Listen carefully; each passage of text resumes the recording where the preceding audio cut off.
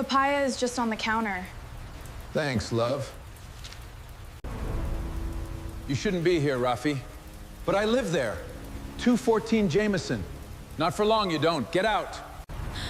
What is this, Papa?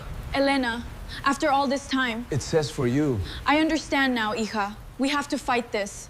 They're trying to push us out. We won't let them.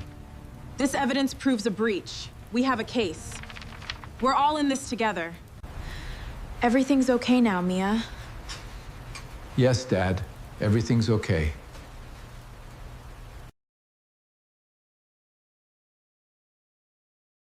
At 2:13 in the morning, I was wiping fingerprints from a glass boardroom when I saw my own apartment number glowing on the wall.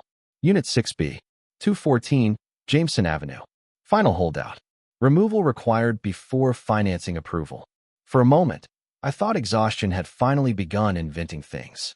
I had already washed dishes through the breakfast rush, slept 3 hours on my sofa, delivered takeout through November rain, and started my overnight cleaning shift with water still dripping from my sleeves.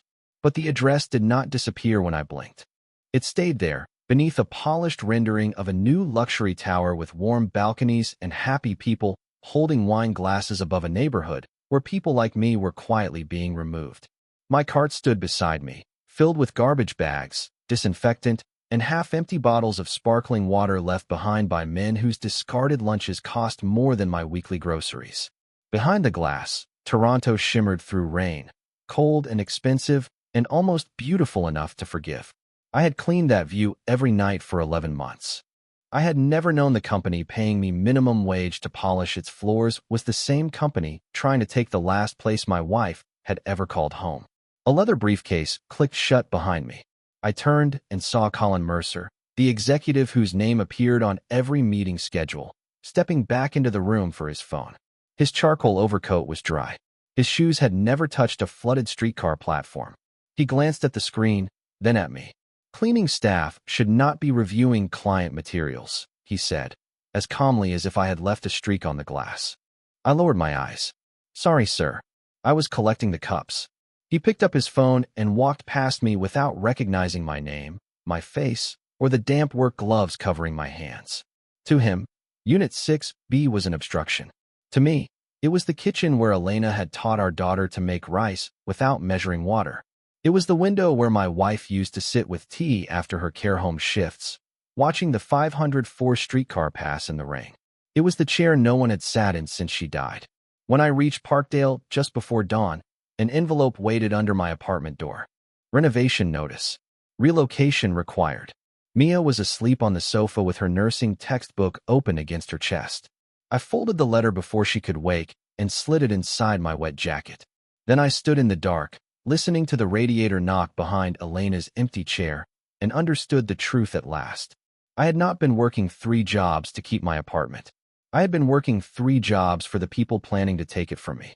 By 6:15 that morning, I was standing in the narrow staff washroom of Kowalski Diner, changing from my navy cleaning shirt into a faded white kitchen apron. I had washed my face twice, but the smell of lemon disinfectant still clung to my hands. In my jacket pocket, the relocation notice felt heavier than my wallet, heavier than the ring I still wore even though Elena had been gone 3 years. Rafi, you look like the rain followed you inside, Mrs. Kowalski said when I entered the kitchen. She was 72, Polish by birth, Canadian by 47 winters, and she never asked questions unless she was prepared to hear the truth. Just a long night, I said. She placed a mug of coffee near the sink without answering. I chopped onions, scrubbed frying pans, and watched breakfast plates come back with half the food untouched. At 10:30, she pressed a paper bag into my hands. 2 rolls, a container of soup, and a slice of apple cake. For Mia, she said. We both knew some of it would be my dinner. On the streetcar home, I fell asleep sitting upright and woke 2 stops past Jameson Avenue. By the time I reached Unit 6B, Mia was standing at the kitchen table in her pharmacy uniform, holding the envelope I had hidden inside my jacket. My wet coat was draped over the radiator. I had forgotten to remove the letter. What is this? She asked. Her voice was quiet, which frightened me more than anger would have. A notice. I am handling it. Handling it how, Dad? She unfolded the paper carefully. They want us out in 30 days. I reached for the soup bag and placed it on the counter, as if feeding her could delay the conversation. You have class this afternoon. I can take a semester off. I stopped moving. Rain traced thin lines down the window behind Elena's empty chair. No, I work more hours. We find another place. You stop doing this to yourself. No, my voice came out sharper than I intended. Your mother did not spend 12 years lifting strangers out of beds so you could surrender your future to save me from rent. Mia's eyes filled, but she did not cry. Then tell me what your plan is. I looked at the unpaid hydro bill beneath the sugar bowl. The transit pass renewal notice. The worn key beside Elena's cracked teacup. I wanted to give my daughter an answer strong enough to sound like a father. Instead, I took the letter from her hands, folded it once, and said, I have another shift tonight. At the door, my key slipped twice before finding the lock. Behind me, Mia whispered, Dad, your hand is shaking. I closed my fingers around the key before she could see how badly. I did not go to my delivery shift that evening. For the first time in months, I turned off the application before it could begin sending me orders, and I walked 3 blocks through the rain to the property management office on Queen Street West. The lobby smelled of new paint and artificial flowers. Behind the reception desk, a young man in a gray sweater asked for my unit number without looking at my face. When I said, 6B, 214, Jameson Avenue, his fingers paused over the keyboard. Then he disappeared through a door and returned with a woman carrying a thin blue folder. Mr. de la Cruz, she said, your relocation process began several months ago. This notice is only the final step. I stared at her. I never began any process. She placed a document on the counter and turned it toward me. There was my printed name, my apartment number, a line stating that I had voluntarily agreed to leave after receiving compensation. At the bottom was a signature shaped almost like mine. Almost. My breath caught in my throat, not because the forgery was perfect, but because it was careless. Elena would have seen it immediately. She used to tease me that my capital are always leaned too far forward, as if it was late for work. The letter on that page stood straight and clean, written by someone who had never signed a school permission form after a double shift, never written Elena a birthday card at our kitchen table. This is not my signature, I said. The woman's expression did not change. You may submit a written concern. Who signed this? I cannot answer that at the front desk. Outside, the rain had turned colder. I stood beneath the awning with the copied page inside my jacket and remembered the first time Elena and Mia entered Unit 6B, 14 years earlier. Mia was 6, holding a stuffed rabbit against her cheek. Elena had walked to the window, looked at the streetcar lights below, and whispered, We are finally together. The apartment had seemed bright then. We had eaten noodles from paper bowls on the floor because we owned no table yet. I had promised them Toronto would become home. That night, before my cleaning shift began, I returned to our kitchen and placed the copied signature beside Elena's cracked teacup. Mia looked up from her textbook. Dad, what is that? I could not lie to her again. Someone signed our home away, I said. Then I turned the page over and saw a handwritten file reference stamped on the back. Halcyon Urban Living, Tenant Clearance Review. I kept the copied page folded inside the lining of my cleaning jacket, close enough to feel whenever I reached for my keys.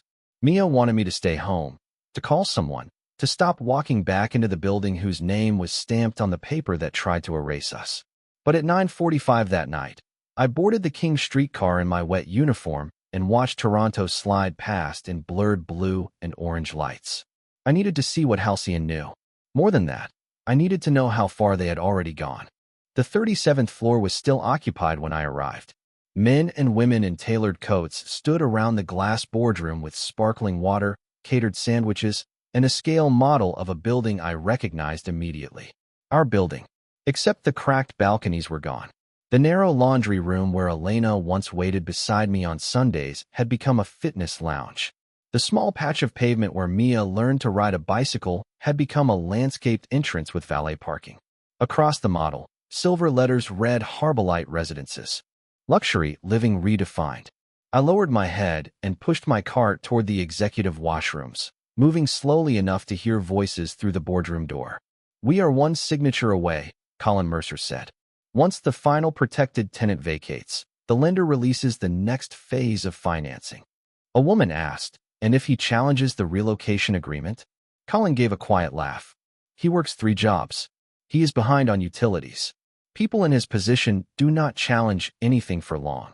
They take the check before the rent takes them. My hands tightened around the handle of the cart. They knew about my hydro bill. They knew about my work. They had not chosen me by accident. I stepped backwards before anyone could see me listening, but my bucket caught the corner of a waste bin. The sound was small. In that room, it was enough. The door opened, and Colin stood beneath the warm boardroom light, looking directly at me.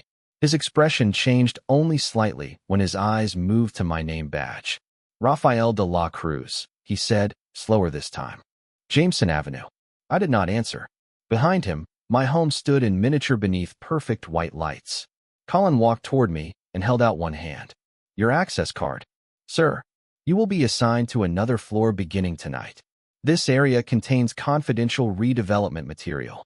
I removed the card from my lanyard and placed it in his palm. He smiled politely, the way a man smiles when closing a deal. Some changes are uncomfortable, Mr. de la Cruz. But the city cannot preserve every old arrangement forever. I looked past him at Unit 6B, already erased from the model. No, I said quietly. Only the ones that still have witnesses. His smile vanished. When my shift ended, my supervisor was waiting beside the service elevator with a new schedule. My 37 weekly cleaning hours had been cut to 16. 16 hours at Halcyon would not cover even half of what Unit 6B cost each month. I knew that before I reached the streetcar stop, before I opened the banking application on my phone and saw the numbers waiting like bad news that had already made itself comfortable. Rent was due in 9 days.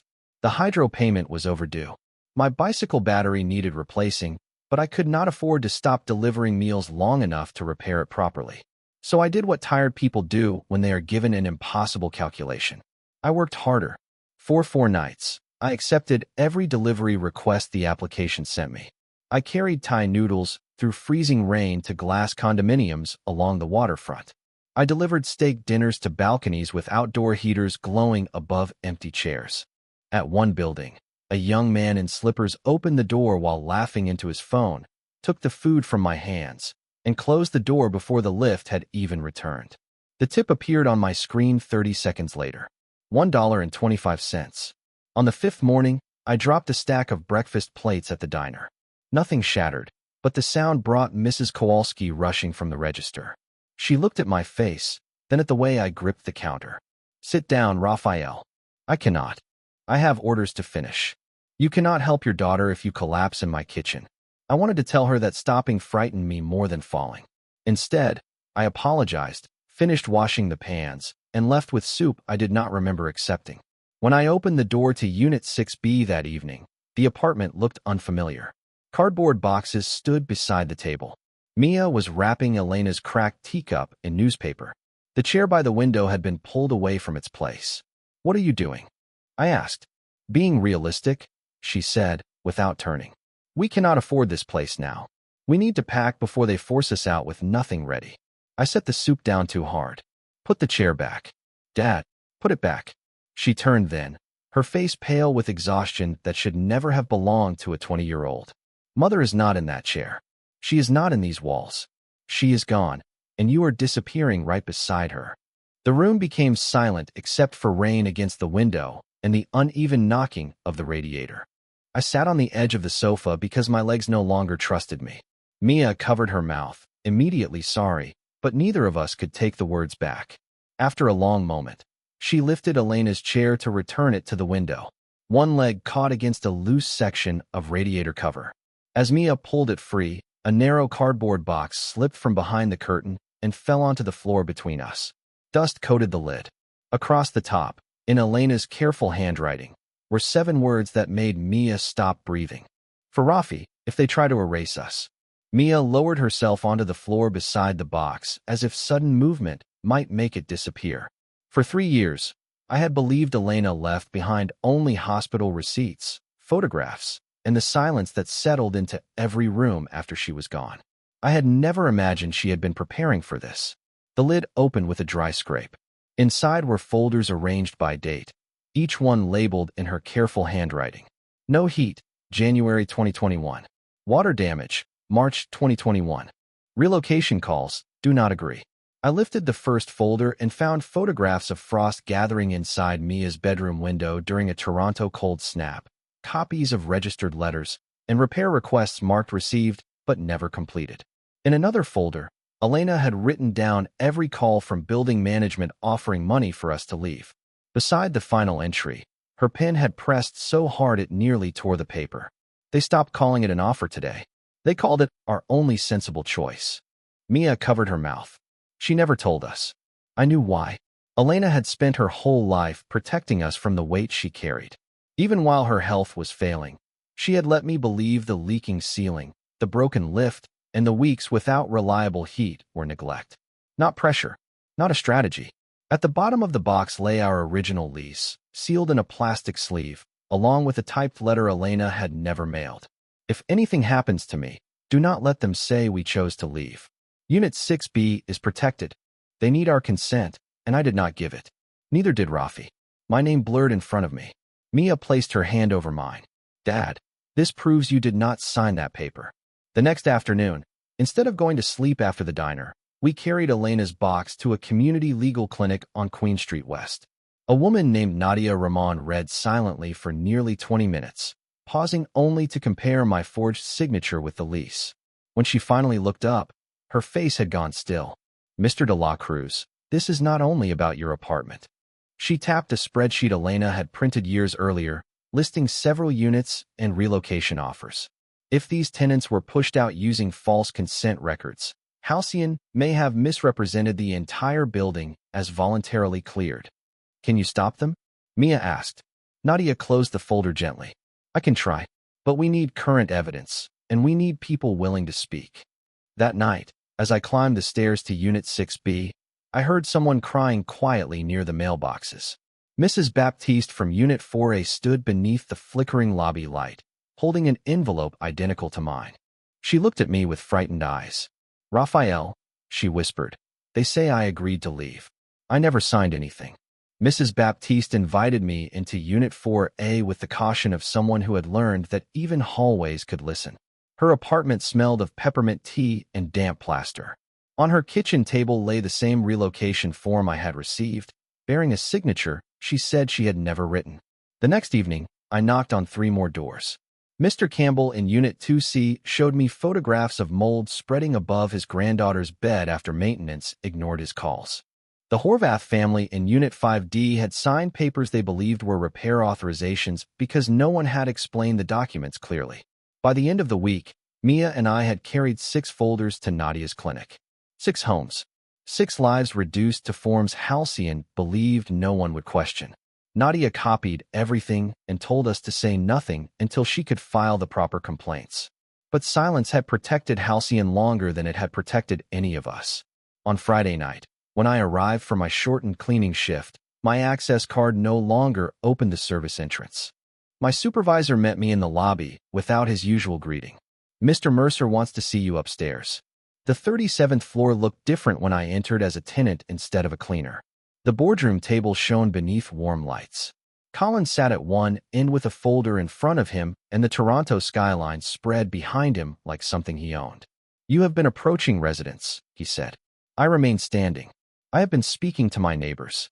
He opened the folder and slid a check across the table. The amount was more money than I had ever seen offered to me at once. Enough for first and last month's rent somewhere smaller. Enough to pay the hydro bill, replace my bicycle battery, and let Mia breathe for a little while. Sign the relocation agreement, Collins said, and we will consider this matter resolved. Resolved for whom? His expression hardened. You are behind on bills. Your employment record shows 3 jobs and repeated signs of fatigue. Take the money, Mr. de la Cruz. Stop confusing survival with dignity. For one terrible moment, I imagined saying yes. I imagined sleep. A warm apartment.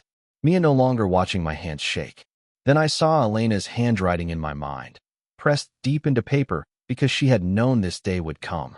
I pushed the check back. My wife did not save those papers so I could sell her silence. Colin closed the folder. Then your cleaning contract is no longer required. When I reached Unit 6B after midnight, Mia was sitting at the kitchen table with textbooks opened beside a candle. The overhead lights would not turn on. On the counter was a final notice from Toronto Hydro. I placed my disabled work badge beside it and removed my wet gloves. For 15 years, every fear I had carried ended with the same instruction: work another shift. That night, for the first time, there was no shift left to save me. The candle on our kitchen table burned low enough to make every shadow in Unit 6B look temporary. Mia wanted to call the hydro company first thing in the morning. I wanted to apologize for every night she had studied under a light I could no longer afford. Before either of us spoke, my phone rang. Nadia did not ask whether I was awake. "Mr. de la Cruz, bring Elena's box to the Parkdale Community Center at 9. You need to see who has come forward." I arrived carrying the box against my chest while cold rain darkened the shoulders of my coat. Inside the meeting room, every chair was occupied. Mrs. Baptiste sat near the front with her relocation notice folded in her lap. Mr. Campbell stood beside a young mother I recognized from the third floor. Then people I had not seen in years began placing envelopes, photographs, maintenance requests, and copied agreements on the long table. Former tenants, families who had left because their children could not sleep through winter without reliable heat. Seniors who had accepted small checks because they believed they had no right to refuse. Nadia waited until the table was covered before she spoke. Halcyon informed its financing partners that this building was being cleared through voluntary agreements. These documents suggest otherwise. She turned toward me. Your unit is the last protected tenancy still active. That is why they need your signature. Without Unit 6B, they cannot honestly claim the building was voluntarily cleared. The room went quiet. I looked down at Elena's box and finally understood why she had hidden it so carefully. She had not been saving our apartment alone. She had been saving the names Halcyon expected the city to forget. That afternoon, Nadia took us to a public redevelopment meeting at Toronto City Hall. Colin stood at a polished lectern beneath a rendering of Harbolite residences, speaking about renewed communities and better futures. I recognized the smooth voice he had used when offering to buy my silence. When public questions began, Nadia touched my arm.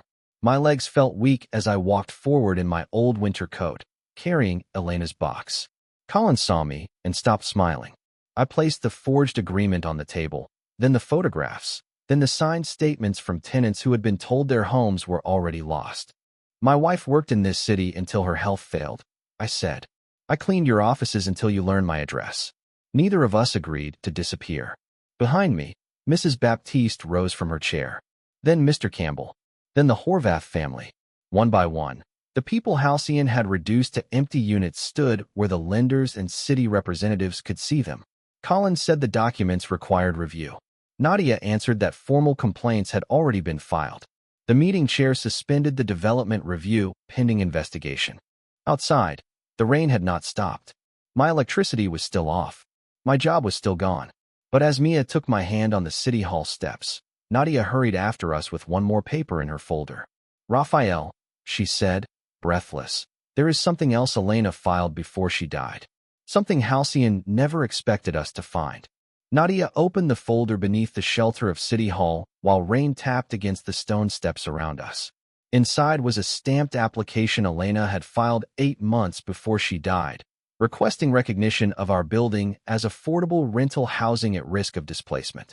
Attached to it was a statement in her handwriting, naming every resident who had helped build a life there, every child who had grown up on those floors, every senior who depended on rent they could still afford. She had ended with one sentence: "A neighborhood is not renewed when the people who kept it alive are removed from it." Nadia explained that the application had never been properly answered. With the complaints, the forged agreements, and Elena's filing now recovered, Halcyon could not proceed until the matter was reviewed. For the first time since I saw Unit 6 be glowing on that boardroom screen, I allowed myself to breathe without counting what it would cost. Nothing became easy overnight. Toronto Hydro restored our service after Nadia helped arrange an emergency payment plan. Mrs. Kowalski gave me steady morning hours at the diner and placed a key to the back door in my palm. "A man who shows up for everyone should have one place that shows up for him," she said. A week later, Nadia introduced me to a housing support center that needed a maintenance worker for newcomer apartments. The pay was modest, but the shifts ended before dark. On my first day, I repaired a loose kitchen cupboard for a family newly arrived from Manila. Their little boy watched me tighten the hinge, then asked whether Canada was a good place to live. I looked at his parents, at the hope they were still brave enough to carry, and chose my answer carefully. It can be, I told him. But never let anyone convince you that you do not belong in the home you helped build. That evening, I returned to Unit 6B before Mia came back from class. I moved Elena's chair closer to the window, not because I believed she was trapped in it, but because I finally understood what she had left there. Not grief. Courage. Mia arrived with 2 cups of tea and placed one beside me. Outside, the streetcar passed through the wet Toronto night, its lights softened by rain. Our case was not finished. Halcyon had not apologized. I had not recovered the years I spent surviving one shift at a time. But the lights were on. Mia was still in nursing school. Elena's name was now part of the record. I set our apartment key on the table between us and listened to the quiet hum of the radiator. I had crossed an ocean believing work alone would protect my family. I knew better now.